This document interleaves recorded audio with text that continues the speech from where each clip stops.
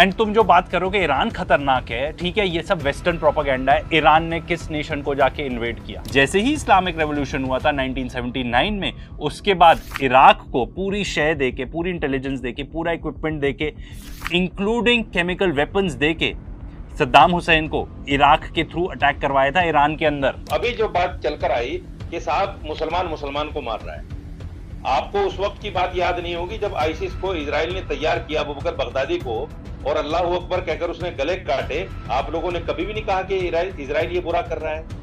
फलस्तीन में जो कुछ इजराइल ने किया। और वैसे भी जो आदमी ओपनली जाके जेनोसाइड सपोर्ट करता है ना, जिस तरीके से आपने किया है, उनका ओपिनियन काउंट नहीं होता इस दुनिया में। ये देखिए, अब अमेरिका उन जहाजों पर हमला कर रहा है जो कि वहां माइंस बिछा रहे हैं। ये तस्वीर अमेरिका ने जारी की।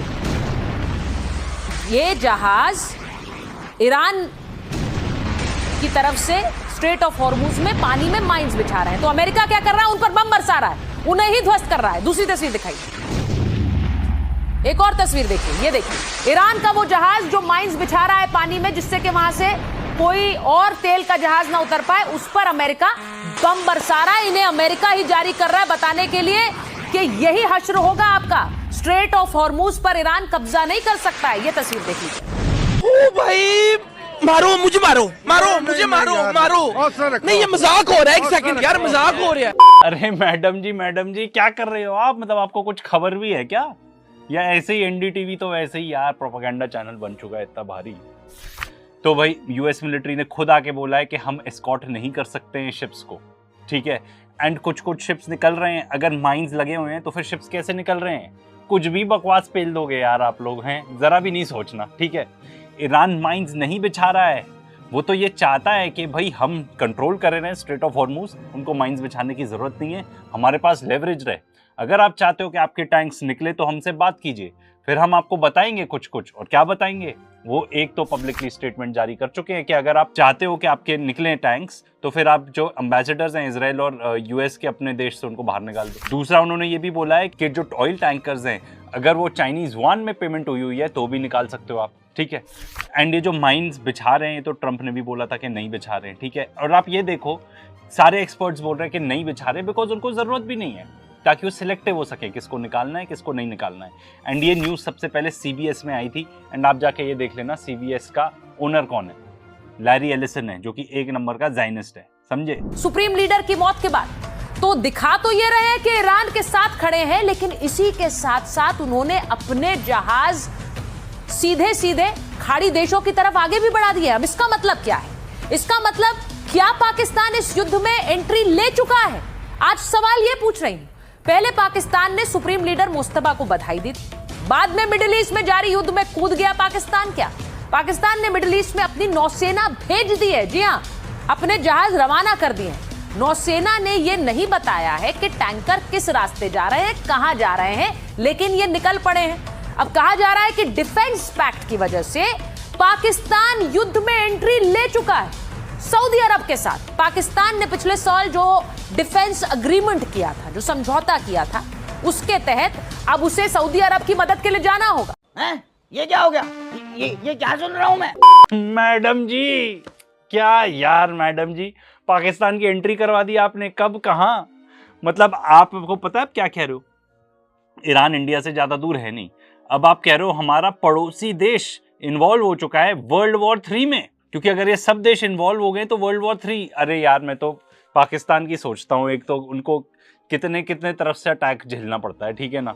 एक तो अफगानिस्तान के साथ लड़ाई, ठीक है, उनको फिर बीएलए के साथ प्रॉब्लम, तालिबान के साथ प्रॉब्लम, इंडिया के साथ प्रॉब्लम, अब आपने एक और ये नया हेडेक जोड़ दिया उनके ऊपर। अरे भाई, मतलब क्या हो रहा है ये? कहीं भी ऐसी कुछ टाइप की खबर नहीं आई कि पाकिस्तान ज्वाइन कर चुका है। बस आपको तो पता है क्या है, आपको ना you suffer from Pakistan syndrome. आपको तो बस पाकिस्तान का नाम जोड़ना है, अब किसी भी तरह जोड़ दो। नौसेना को यहाँ पहुंचा दिया, वहां पहुंचा दिया, कुछ भी यार। वैसे आप मैडम जी हो तो इसलिए बचे हुए हो अभी 4 थप्पड़ से, पर अगर ये बहुत ज्यादा चलता रहा तो आपकी टीम नहीं बच पाएगी। अगर अमेरिका खर्ग आइलैंड के ऊपर हमला कर देता है तो ये समझ लीजिए कि 24 घंटे में ईरान घुटनों पे आ जाएगा, क्योंकि उसका 90% ऑयल यहीं से जाता है और चाहे वो शैडो फ्लीट में जाए या नॉर्मल वे में जाए, लेकिन ये उसकी इकोनॉमी के ऊपर सबसे बड़ा घात होगा यदि अमेरिका खर्ग आइलैंड के ऊपर हमला करता है। तो खर्ग आइलैंड के ऊपर अगर हमला कर देता है, जो उसने कर दिया, ठीक है ना, हमारे डिफेंस एक्सपर्ट्स जी, तो आप ये तो देख लो कि सामने वाला क्या करेगा। आप जाके अगर कह रहे हो उसकी 90% वहां से रिफाइनिंग कैपेसिटी है, रिफाइनिंग आप बोल रहे हो, या वहां से निकलता है, डिपोज है, ठीक है, तो सामने वाला कुछ नहीं करेगा। उसका भी कॉन्सिक्वेंस सुन लो क्या हो चुका है। कॉन्सिक्वेंस ये हो चुका है कि ट्रंप ने जाके अटैक किया खर्ग आइलैंड पे, फिर उसने बोला अभी तो हमने आपके ऑयल डिपोज टारगेट नहीं किया, नेक्स्ट हम ऑयल फैसिलिटीज को टारगेट करेंगे।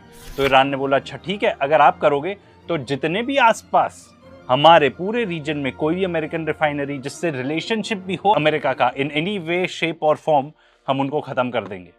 इसका मतलब वर्ल्ड इकोनॉमी खत्म, एकदम ध्वस्त। Well done, well done, well done, well done.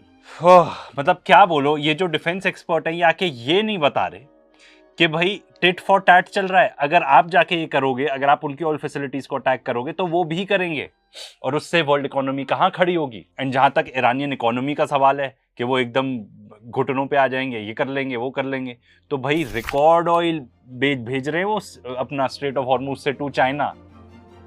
अब देखो चाइना के ऑयल टैंकर्स को तो अलाउड है, ठीक है, चाइना के ऑयल टैंकर्स निकलेंगे भी सही, तो अब आप क्या करोगे? ऑयल टैंकर जो चाइना का है उसको अटैक करोगे, चाइना को इन्वॉल्व कर दोगे वॉर में? क्या यार, मतलब क्या एनालिसिस है ये। मेरा शेर था, शेर, अब कल भी शेर था, आज भी शेर है, अब तक कयामत तक शेर रहेगा। एक खामेनेई मरेगा, 1000 खामेनेई। पता नहीं इनको कहाँ प्रॉब्लम का है, टिकट कटा देनी चाहिए इन सब की। इनको जाना है, लड़ने जाना है भाई इन लोगों को। ये भारत में है, ये लोग कुछ अभी कह रहे हैं मैं जाना चाहता हूँ, मैं जाऊंगा, मैं जाऊंगी। ये लोग जाना चाह रहे हैं, ये नेतन्याहू को मारना चाह रहे हैं, ट्रंप को मारना चाह रहे हैं, 2 देशों की लड़ाई में जबरदस्ती ये लोग घुसना चाह रहे हैं, बेगानी शादी में ये लोग दीवाना बनना चाह रहे हैं।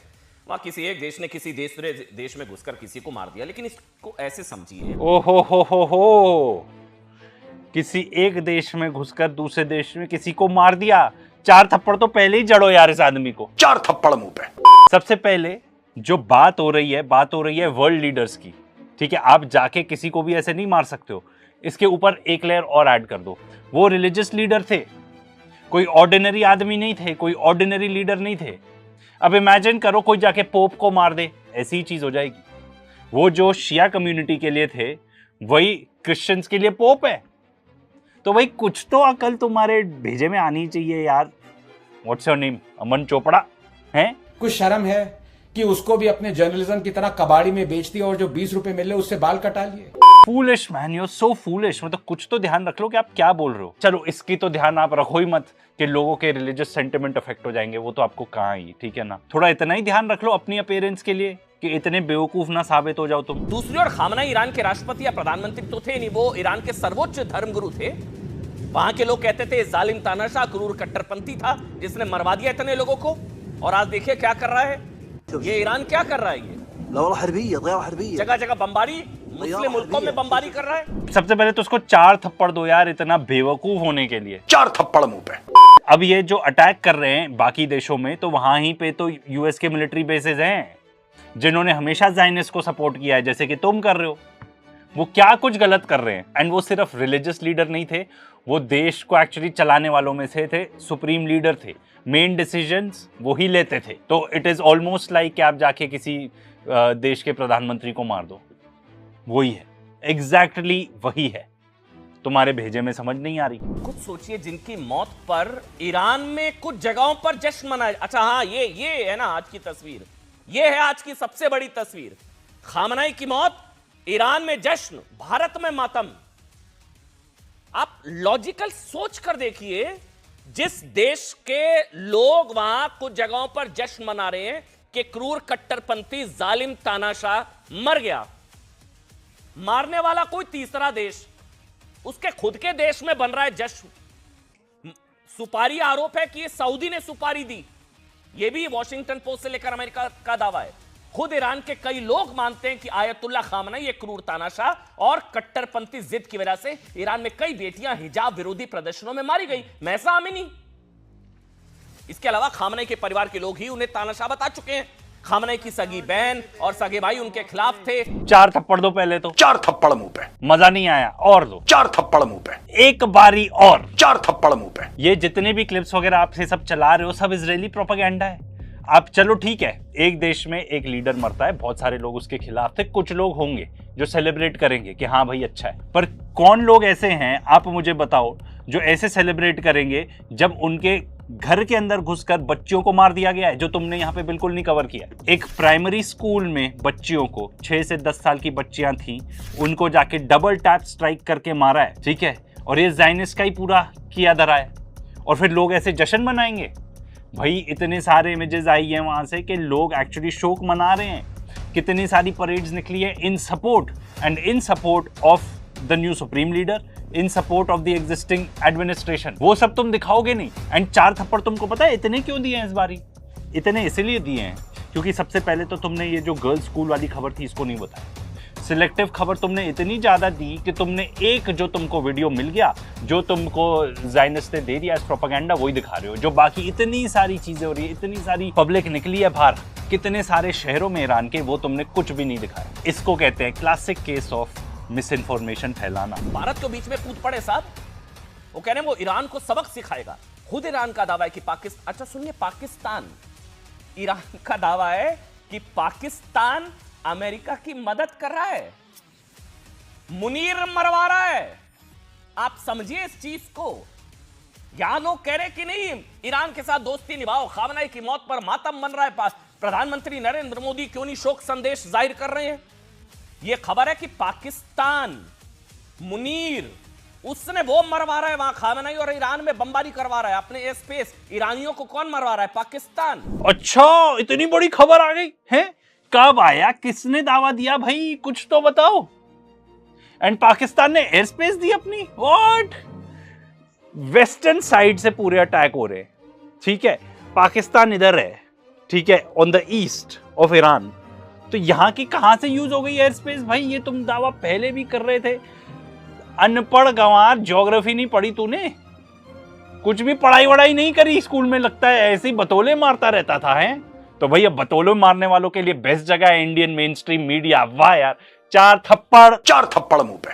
अपने मन से भी दे दे एडिटर 2-4। पढ़ाई लिखाई में ध्यान लगाओ, IAS बनो और देश को संभालो, लेकिन नहीं। मैंने ऑन रिकॉर्ड यह बोला है कि अगर ये रेजिम चली कि कश्मीर में आग लगा देंगे जिस दिन इनके पास न्यूक्लियर वेपन्स हो गए। इनके पास जिस दिन न्यूक्लियर वेपन हो गए, कश्मीर में आप आग बुझा नहीं पाएंगे, पूरे देश में आग लगाएंगे। That is the nature of this regime.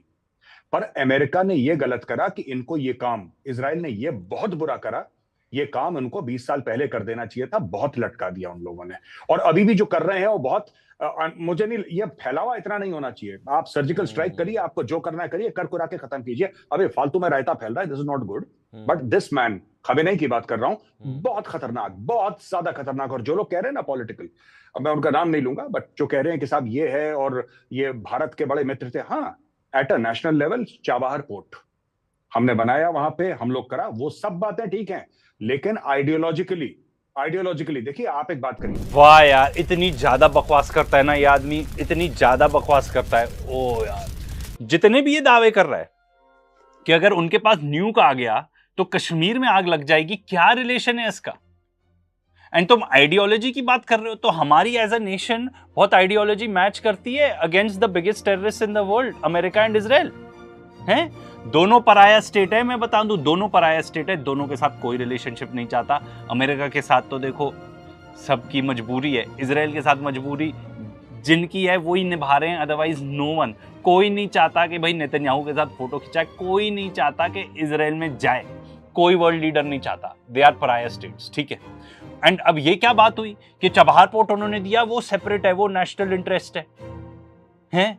जो वहां पे सुप्रीम लीडर हैं या थे, उनके परमिशन के बिना ऐसा काम हो सकता था? एंड अब जिसको तुम अपना एलाय बता रहे हो, ठीक है, और जिसके बारे में बिल्कुल भी नहीं बता रहे कि इजराइल की कितनी हालत पतली कर दी है ईरान ने, उन्होंने खुद जाके बॉम्ब कर दिया चबहार पोर्ट, जिसमें हमारी पूरी इन्वेस्टमेंट्स थी, इतनी millions of dollars worth of investment. तो ये कहां से मैच होता है? एक तो तुम जो भी बात बताते हो ना, एकदम ही सर पैर नहीं होता उसका। लेट मी टेल यू, चलो थोड़ी बात और हो ही रही है। तुम कह रहे हो रायता फैल रहा है, तो ईरान ने तो पहले ही बोला था कि रायता फैलेगा, क्योंकि आप जब हमको अटैक करोगे यूएस बेसिस आपके इन सब देशों में, तो हमको उन बेसिस को अटैक करना पड़ेगा। एंड तुम जो बात करोगे ईरान खतरनाक है, ठीक है, ये सब वेस्टर्न प्रोपेगेंडा है। ईरान ने किस नेशन को जाके इन्वेड किया? इजराइल ने। एट द सेम टाइम जब ईरान के साथ वॉर चल रहा है, जो यूएस और इजराइल ने खुद चालू किया, ठीक है, इन्होंने जाके लेबनान में कारपेट बॉम्बिंग कर रहे हैं, ठीक है, तेहरान के अंदर कारपेट बॉम्बिंग कर रहे हैं। यूनाइटेड स्टेट्स ऑफ अमेरिका ने कितने सारे देशों को निपटाया, कितना टाइम कोशिश करते रहे, वियतनाम में, तो उसके बाद लिबिया, सीरिया, लेबनान में क्या क्या कर दिया इन्होंने, सोमालिया, सूडान, वहां भी देख लेना, वहां पे मोसाड का हाथ है, तभी तो सोमालीलैंड डिक्लेयर कर रहे हैं। इराक, ईरान के पड़ोस में इराक। और तुम जो कह रहे हो 20 साल पहले निपटा देना चाहिए था, तो भाई कोशिश की थी।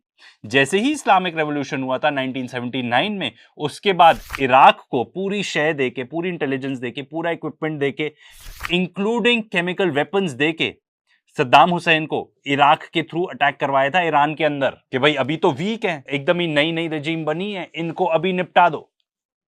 पूरी कोशिश की थी उन्होंने, हुआ नहीं। एंड जितने भी लोग हैं ना ईरान में, बहुत सहनशीलता है उनके अंदर। एंड वहां का जो टेरेन है इतना मुश्किल है, इतना मुश्किल। ये लोग कह रहे हैं ग्राउंड ट्रूप्स ले जाएंगे, सब निपट जाएंगे, सब। अमेरिकन की बात हो रही है। अभी जो बात चलकर आई कि साहब मुसलमान मुसलमान को मार रहा है, आपको उस वक्त की बात याद नहीं होगी जब आईसिस को इजराइल ने तैयार किया, अबू बकर बगदादी को, और अल्लाह अकबर कहकर उसने गले काटे। आप लोगों ने कभी भी नहीं कहा कि इजराइल ये बुरा कर रहा है। फलस्तीन में जो कुछ इजराइल ने किया, इजराइल ने आईएसआईएस तैयार किया, इजराइल ने आईएसआईएस तैयार किया। अबू बकर जो बगदादी था, वो इलियाड शमून उसका नाम था, बाकायदा उसको तैयार किया आईसिस को, और उसने सिर्फ और सिर्फ मुसलमानों को काटा। बताइए किसी हिंदू पर हमला किया हो आईसिस ने? किसी और गैर आदमी पर हमला किया हो? आईसिस ने सिर्फ मुसलमानों को काटा, और वो इसीलिए तैयार किया गया था कि मुसलमानों को काटा जाए। जनरल सिन्हा, मुझे 30 सेकंड दे दीजिए, मैं आपके पास आऊंगा। हो गया रशीदी जी, हो गया। 30 सेकंड में पूरी कर रहा हूं। नहीं हो गया सर, 30 सेकंड, बहुत बड़ा पैनल सर, प्लीज एक एक करके सबको मौका देना। I request sir, please, I request. हाँ, अब जब उन्होंने मुद्दे की बात की तो नहीं, we have to move on. 30 second देने हैं तो दे दो ना 30 सेकंड। हमने तो ऐसे टॉपिक पर वीडियोस बनाए, उसको जरूर चेकआउट करना, ठीक है। कुछ आपको पॉइंट्स इधर बताता हूं। आईसिस अपेरेंटली हेट्स जूस, ठीक है, यहूदियों के साथ उनकी लड़ाई है। कभी भी उन्होंने इजराइल को अटैक किया नहीं। इजराइल खुद ही एडमिट कर चुका है कि जब सीरिया में वॉर चल रही थी, तब आईसिस सोल्जर्स को ट्रीट किया था उन्होंने। कहां पर? इजराइल में। इजराइल जैसा देश मुसलमानों को ट्रीट करेगा, ठीक है, उनमें इतनी नफरत है, कुछ ऐसा काम करेगा ढंग का वो नहीं, अनलेस उनका कुछ फायदा हो रहा हो। ये अल जुलानी जो अब बन के बैठ गया है अपना प्रेसिडेंट ऑफ सीरिया, ये बंदा आईसिस में था, अल नुसरा में था, अल कायदा में था, अब एलाय बन गया है। अगर किसी देश ने आके खुल के बोला है हमारा एयर स्पेस यूज कर सकता है इजराइल, तो वो यही है। तो ये बंदा तो ये तो जीता जागता एग्जाम्पल है। बाकी आपको प्रूफ उसमें मिल जाएंगे, जो हमने वीडियो बनाया उसको देखना। एंड बात हो रही है अगर आईसिस से लड़ने की, ईरान ने कितनी ज्यादा लड़ाई की है उनके अगेंस्ट। उनके जो एक जनरल को मारा था, सुलेमानी को, व्हाट वाज ही डूइंग? वो आपस में लोगों की सुलह करा रहा था, and they were fighting ISIS. Iran ने अपने सोल्जर्स भेजे थे इन लोगों से लड़ने के लिए। What bullshit. 4